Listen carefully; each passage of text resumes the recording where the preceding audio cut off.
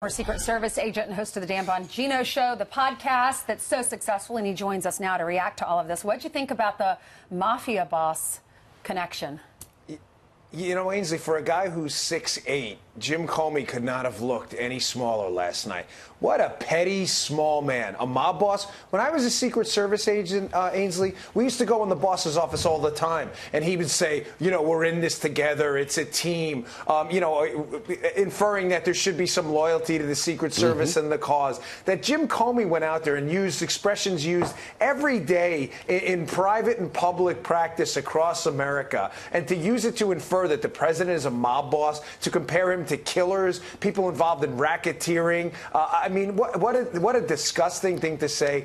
Jim Comey should really slither away. He's an embarrassment to the FBI. Well, one of the things, Dan, that, is understood at the FBI is you never talk about an ongoing open investigation. And yet there he was on TV last night talking about all these open investigations. I mean, doesn't that fly in the face of everything that he says he stands for?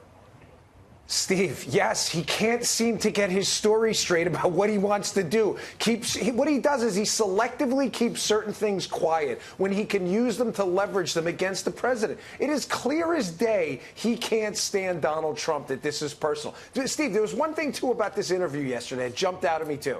He said at one point, after every conversation, did you notice they kept playing that B-roll? I go home and I typed on the computer and they showed the blanked out computer. Right. What? Really? He reminded me of a kid who, like, rats on his brother because he got gum in his hair or something like that. He didn't do this for Barack Obama. I mean, how pathetic. You took notes on every meeting with the president? He was also so-called showboating during the Bush administration. He was very put down to President Bush. He said President Obama used his sense of humor to build people up, and he would always point it at himself because he was so confident and humble, where George Bush would use it to dig at other people, which showed an insecurity. I'm thinking to myself, wow, he's Dr. Drew, and he was a former FBI director. Meanwhile, let's talk about the other news that got smothered, and that is the IG report that had Andy McCabe confirmed to lie 4 separate times during this investigation.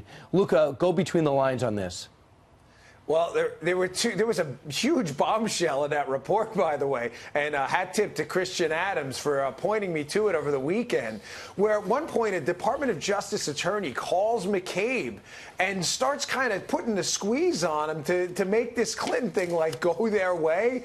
I mean, how did that get lost in the weekend news? That is a mega story in and of itself. But story number 2, and by the way, if you donated to Andy McCabe's legal fund, put a hold on that credit card charge right now, because get your money back. At one point, apparently, he authorizes a leak and then calls 2 senior FBI managers to ream them out for the leak he caused. Do you believe that? What kind of a character-free person do you have to be? I scratched my head like, this has got to be a new low. And who gave him Andy permission to McCabe. do that leak? He says he got permission. Who gave him permission? And then he lied to Comey, too, which is fascinating. So, I mean, that story was full, and I encourage you to go look at it, of just really serious allegations. Right. And Dan, this is just the first of the Inspector General reports. This one was just focusing on, the release was to explain why Andy McCabe got fired. We're still going to hopefully find out about FISA abuse and any other Department of Justice or FBI corruption, right?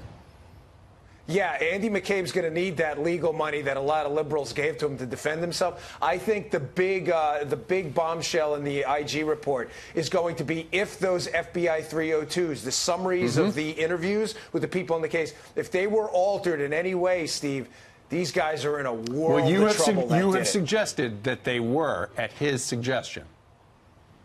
Yeah, I got a good source. There may be a problem there. So he's in a lot of trouble, those guys. All right, thanks, Dan. Stay tuned.